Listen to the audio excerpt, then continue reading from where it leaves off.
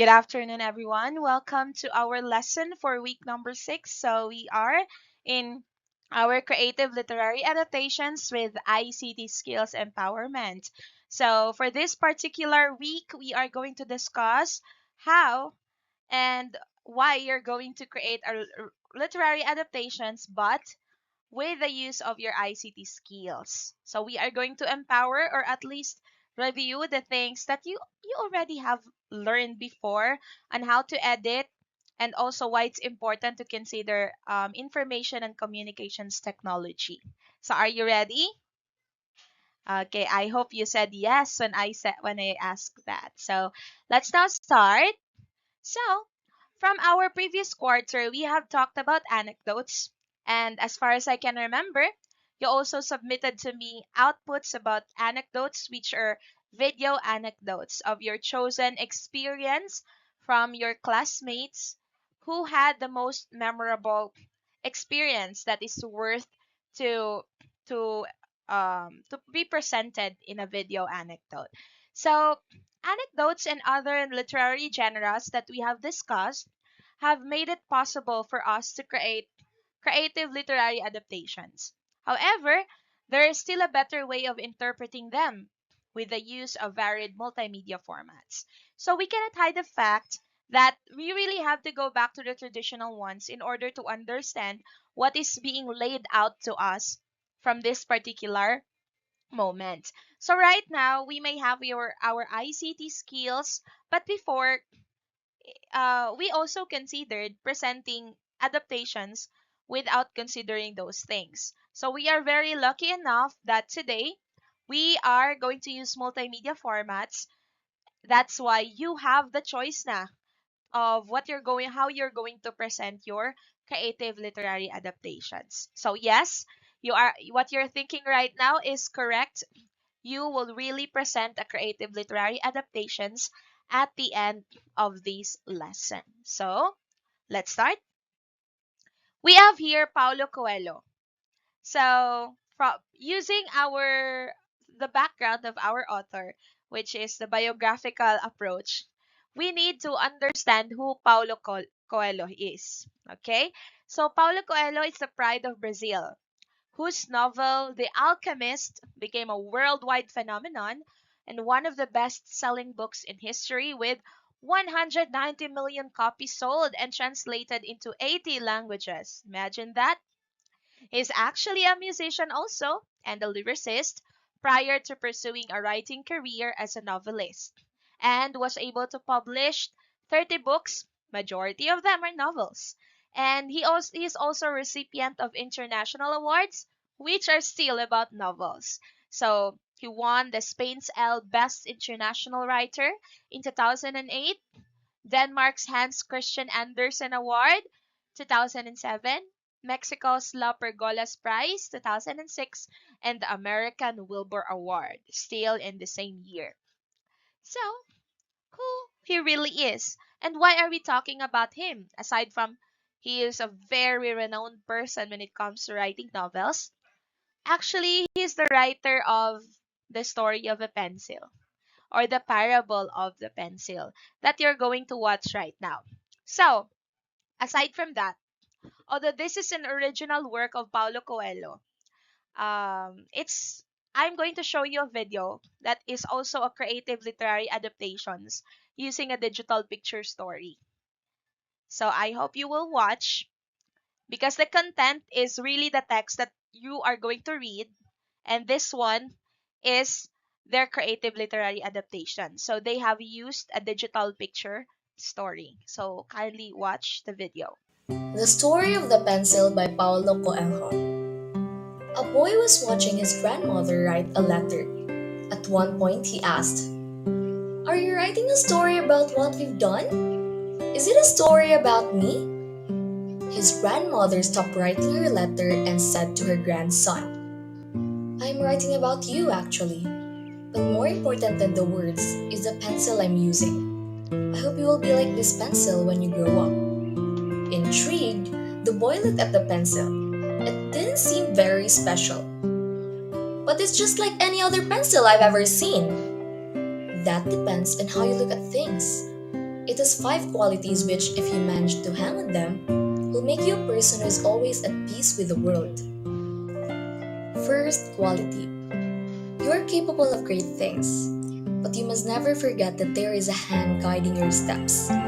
We call that hand God, and He always guides us according to His will. Second quality: now and then I have to stop writing and use a sharpener. That makes the pencil suffer a little, but afterwards, he's much sharper. So you, too, must learn to bear certain pains and sorrows because they will make you a better person. Third quality: the pencil always allows us to use an eraser to rub out any mistakes. This means that correcting something we did is not necessarily a bad thing. It helps to keep us on the road to justice. Fourth quality: what really matters in a pencil is not its wooden exterior, but the graphite inside. So always pay attention to what is happening inside you. Finally, the pencil's fifth quality: it always leaves a mark. In just the same way, you should know that everything you do in life will leave a mark. So try to be conscious of that in your every action. The Story of the Pencil by Paulo Coelho.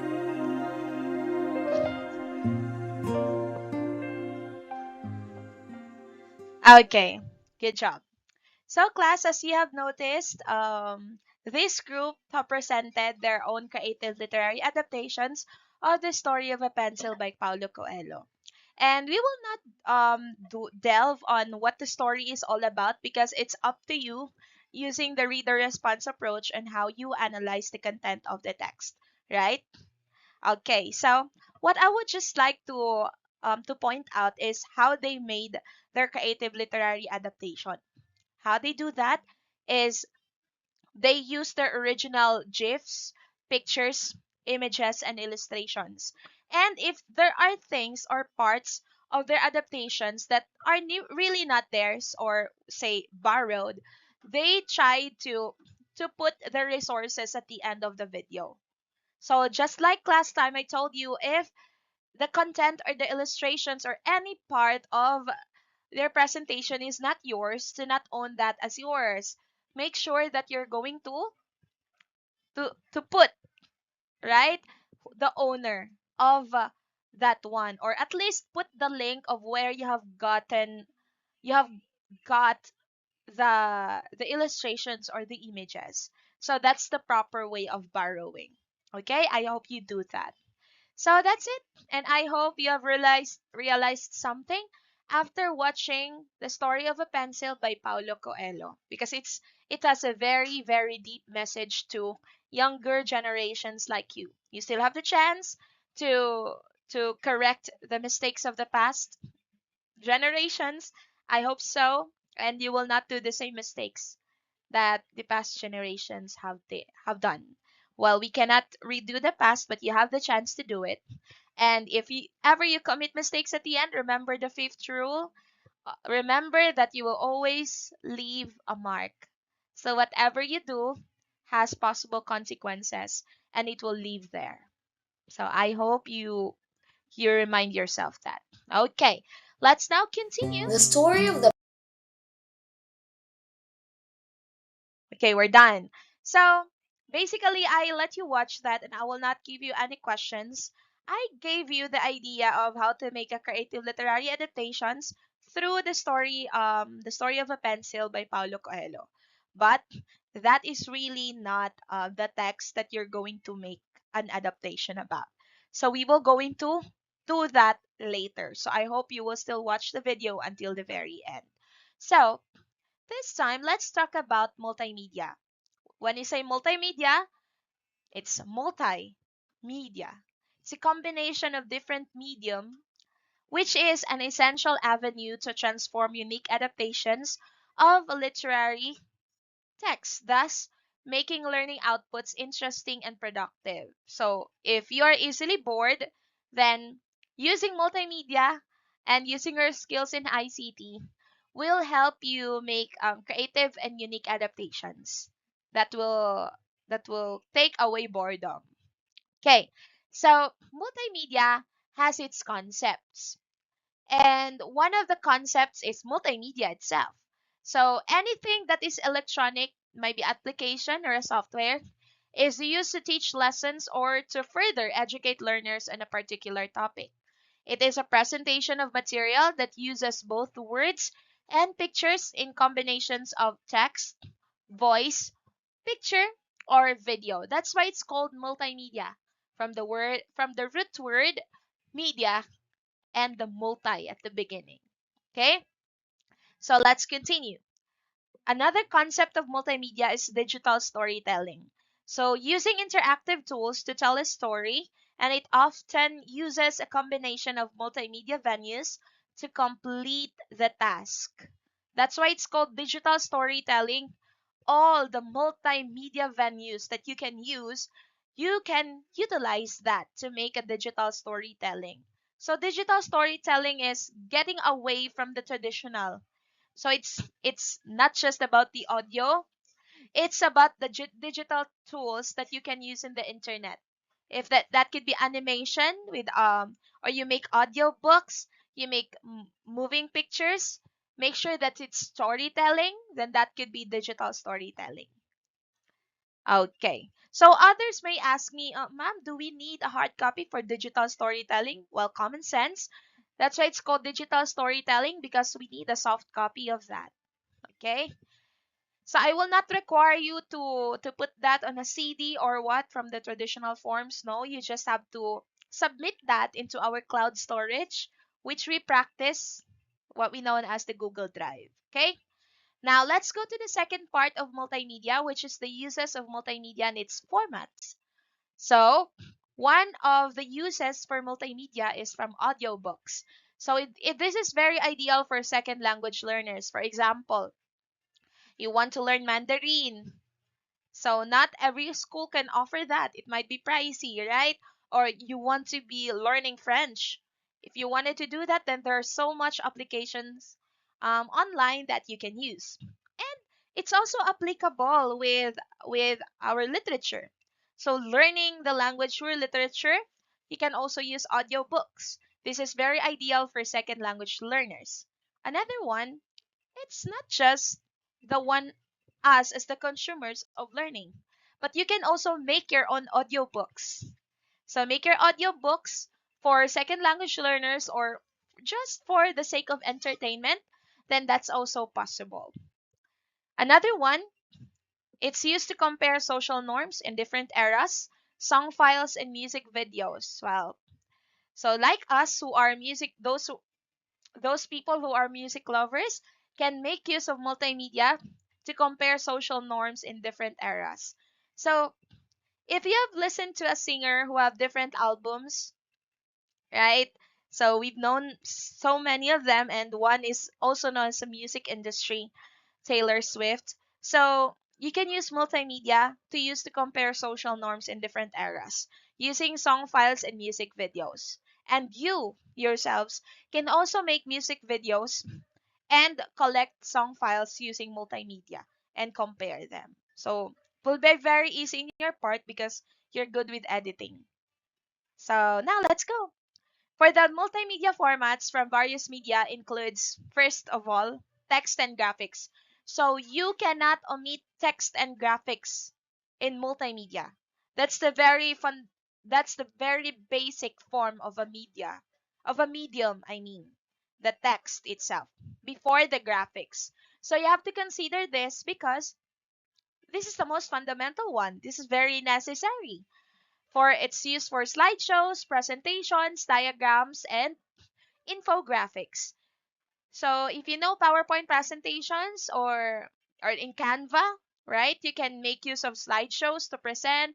You also have diagrams or the infographics that would help you describe or explain about trends and research results like bar graphs, pie graphs that contains informations. That's why they are called infographics.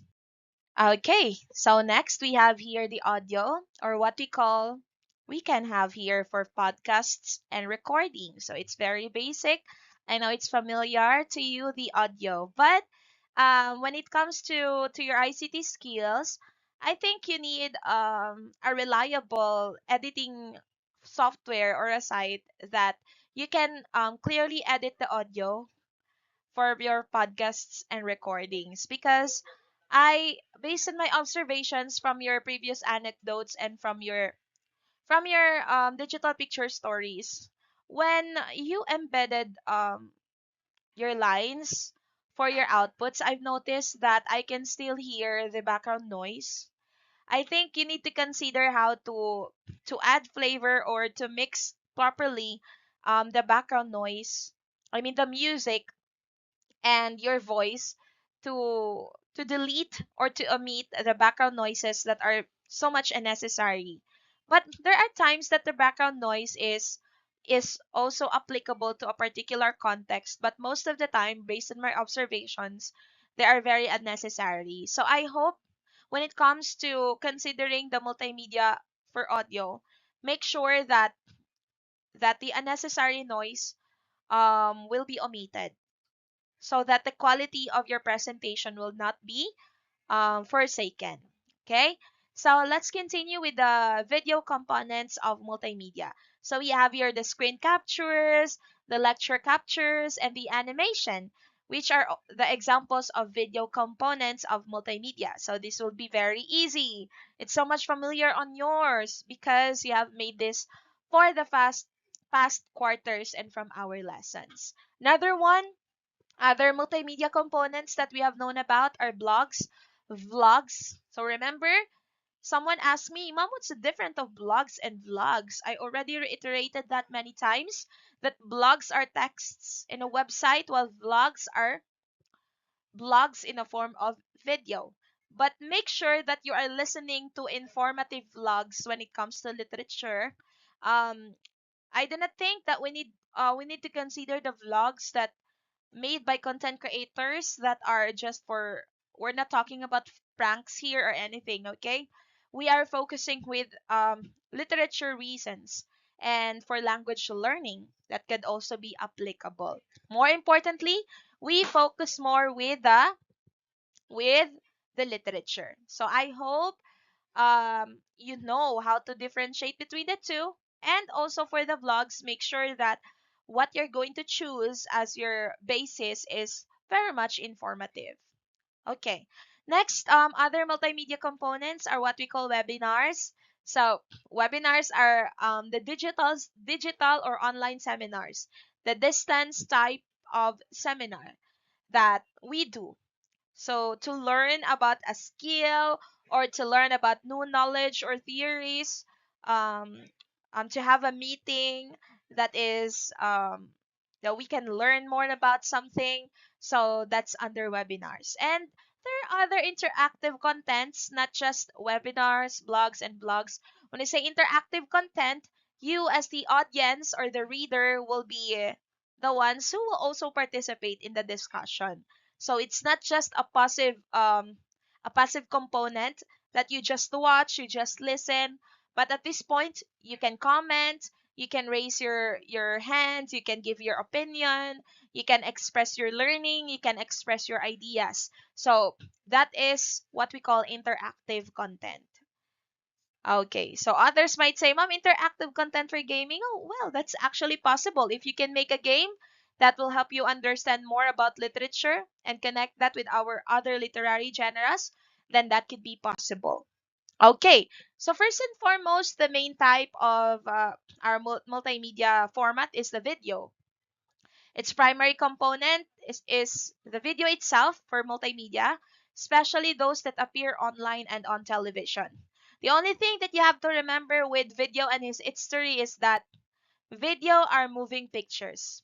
Yes, they are moving pictures. It's just like pictures put you put pictures into a slide and then you click it faster, then you can make moving pictures. That's why videos are made.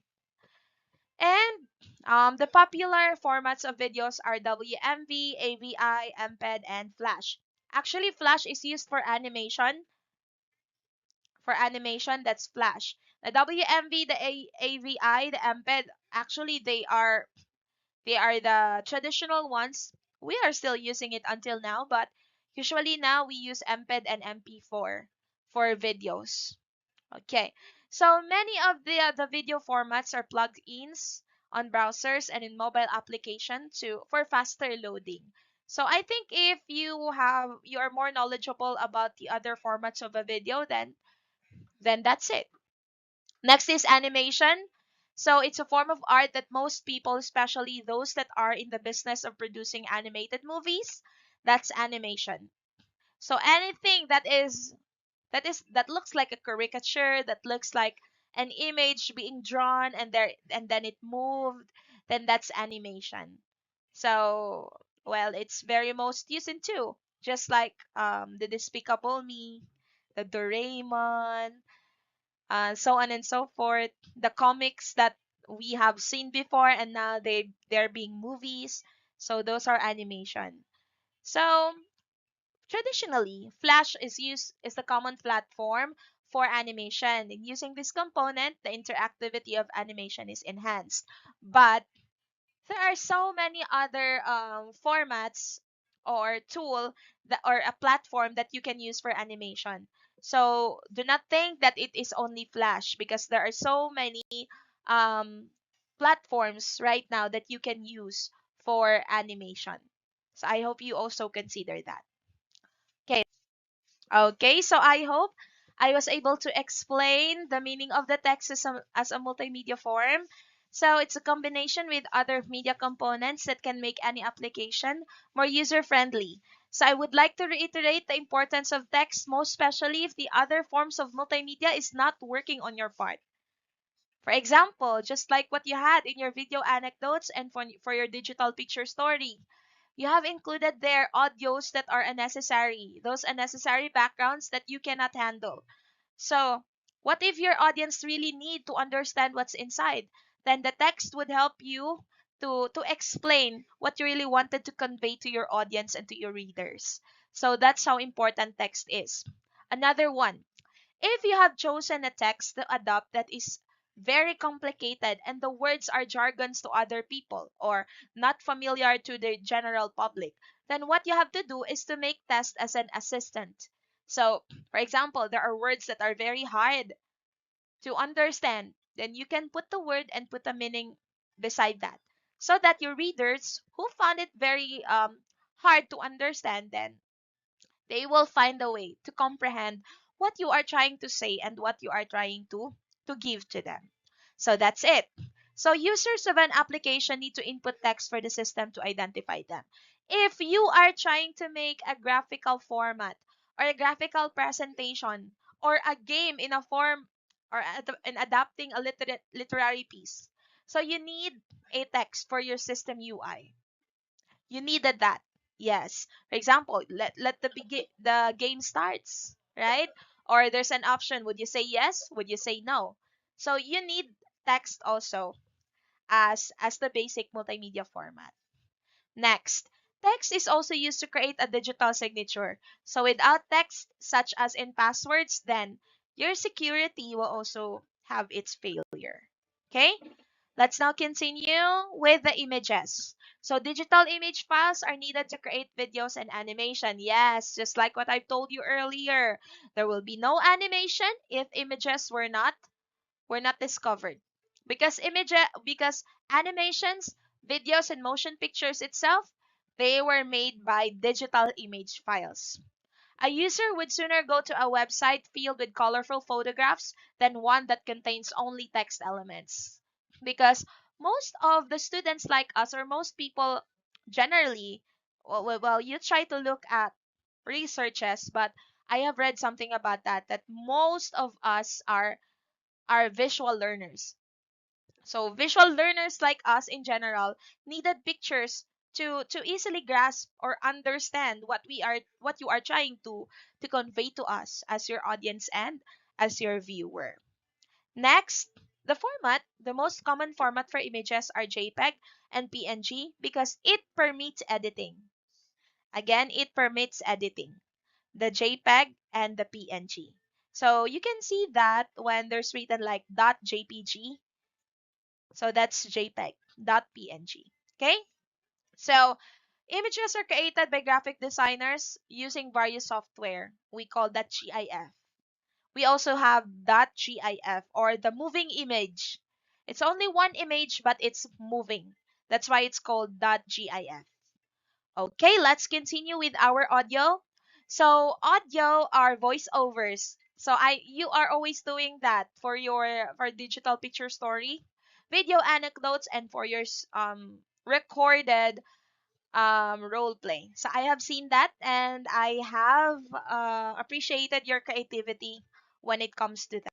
Okay, and when it comes to audio files, those that you download for background music or for special effects that you can use for future editing, so we call that audio files. Again, it's different, okay? When I say voiceovers, it's the embedded voice background, the embedded voice background or your recorded voice that you can put into a video. But when I say audio files, these are music and special effects that you downloaded to embed. These are not voices of people. Okay?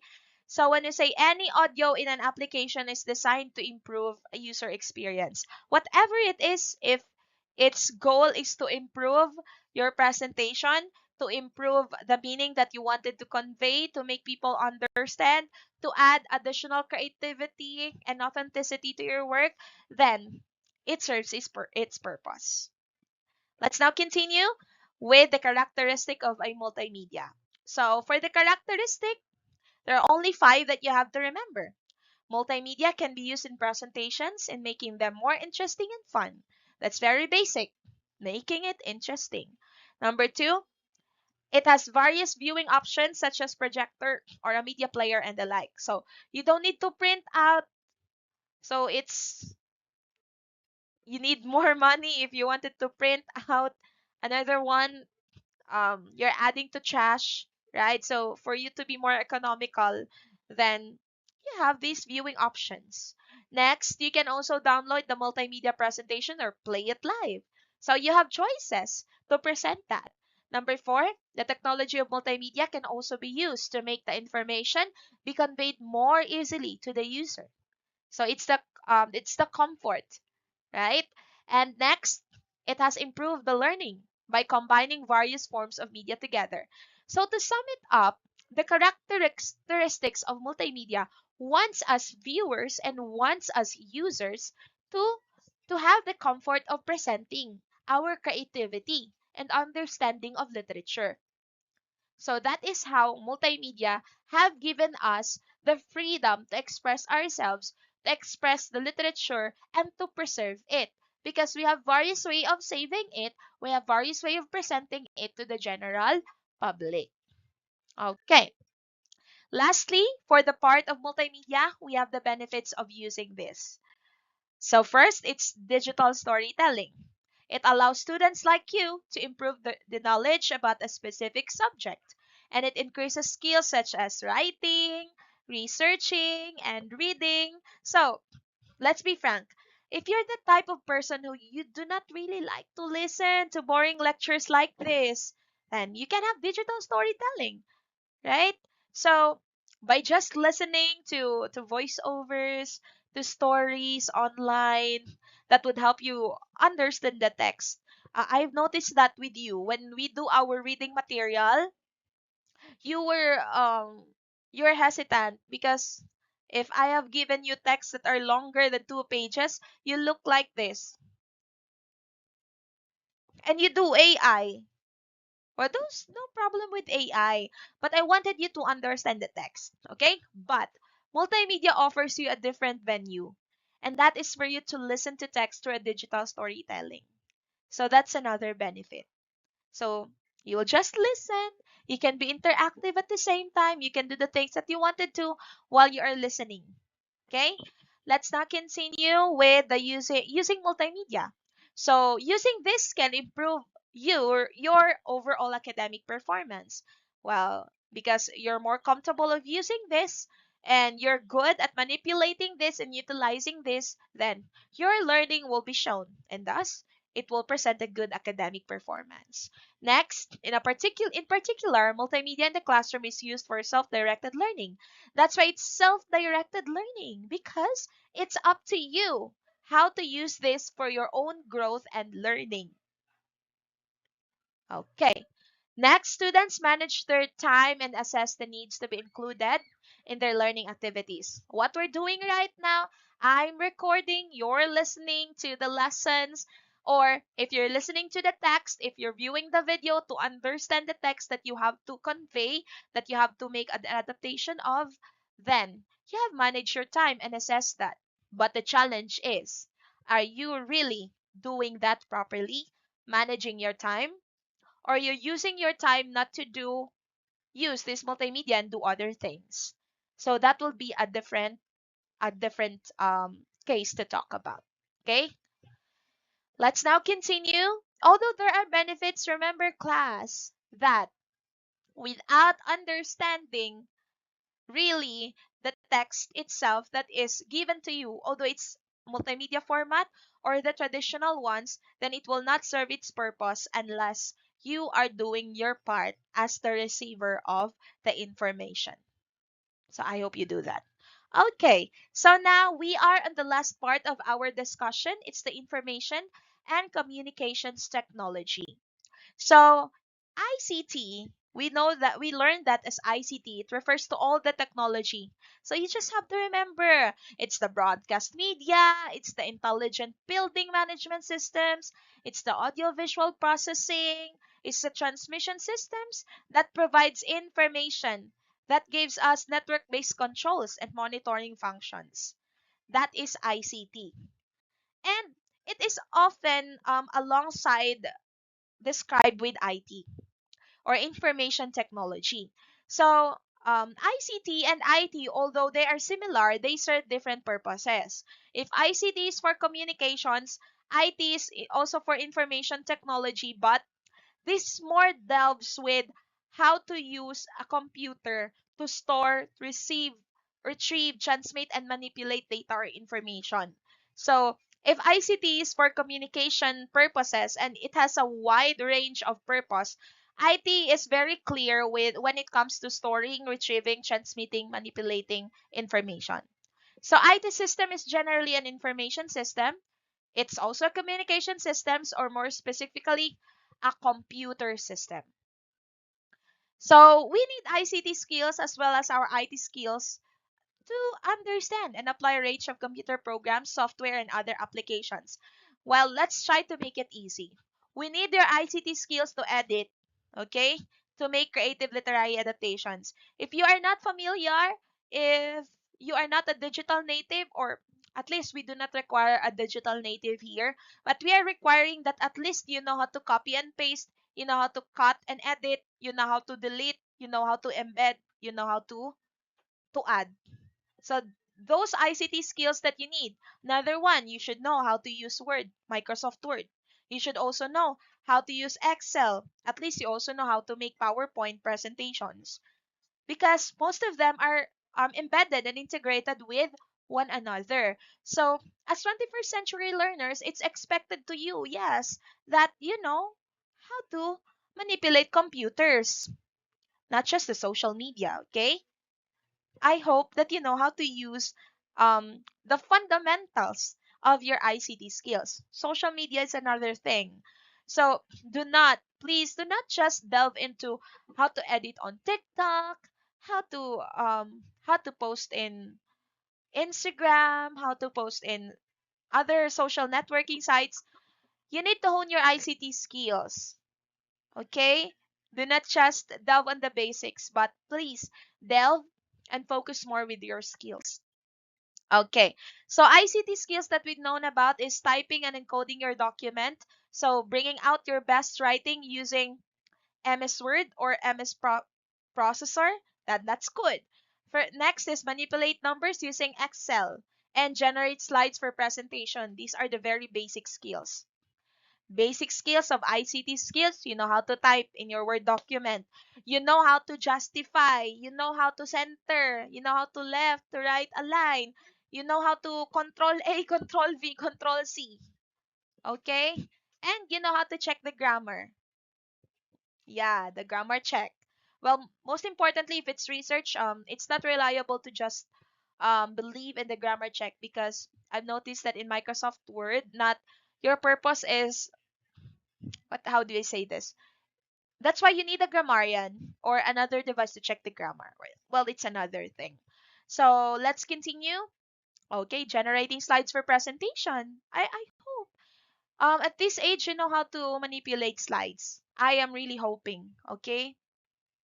Okay, let's continue with components of ICT, cloud computing, digital transaction, hardware and software. So I know cloud computing is the digital storage, online storage. That's why it's called cloud, because it's everywhere. Wherever you go, if you want to access that, if you save that into your cloud storage, then you can get that at the comfort of wherever you are. For digital transaction, you know that the online applications, for example, my money. Okay, it's one of the best example. Digital transaction. You pay, you save money, online banking. That's it. It's digital transaction. Next, hardware and software. Hardware are the ones that we can hold. You can hold. It's handheld. Okay, that's hardware. If it's software, it's the application inside. Those that we can only see but we cannot touch. The programs and the applications, that's software. But anything that we can hold, the keyboards, the system unit, the device, anything that we can hold, that's hardware that we can fix by our hands. Okay, let's now go to your final performance task. Listen very carefully. I want you to search The Rich People Problems by Kevin Kwan. You can use the internet to view that, okay? Or you can also use your module if you want to read that, because that is what you're going to make. You can make a digital picture story, but I will not limit you to that. You can use a video anecdote. You can also do a role play and any other things that you can do. As long as you have provided me your multimedia and ICT skills, then that's the best that we can do. Where are you going to submit that? Still in our cloud storage and our Google Drive. Yes, I heard you right. This will be your final performance task. After this, we will just read the other texts and understand them for the sake of your examinations. But for this particular one, I think this will be the best presentation for your final performance task.